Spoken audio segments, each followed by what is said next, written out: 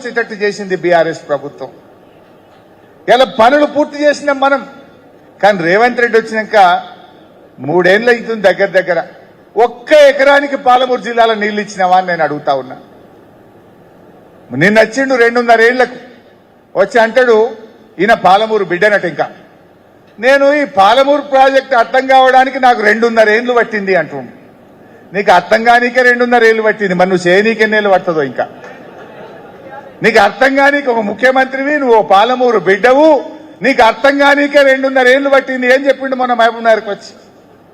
మరి ఇక నువ్వు చేయనీకి ఎన్నేళ్ళు పడుతుంది? 27,000 ఎకరాల భూసేకరణ చేసినాం.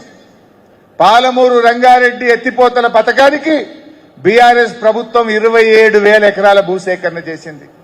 అందులో 1% భూసేకరణ నువ్వు చేసినావా అని అడుగుతున్నా. 3 ఏళ్లు దగ్గరికి వచ్చింది, కనీసం 270 ఎకరాల భూసేకరణ చేసినావా నువ్వు? అసలు ఉన్నది ఆ ప్యాకేజ్ 3లో గట్టిగా చేస్తే 3 నెలల పని. 3 నెలల పని చేస్తే 5 రిజర్వాయర్లు నింపుకోవచ్చు. కానీ ఈయన చేతగాంతనం వల్ల, ఈయన నిర్లక్ష్యం వల్ల ఆ ప్యాకేజ్ 3 ఇవాళకి పూర్తి కాలేదు. ఆ 5 రిజర్వాయర్లలో ఇవాళ నీళ్లు నింపుకోక పాలమూరు జిల్లాకు అన్యాయం జరుగుతా ఉంది. ఇంకా బాధ కలిగేది ఏంటంటే ఇవాళ పైన కర్ణాటక రాష్ట్రం రిజర్వాయర్లు కడతా ఉంది కొత్తగా.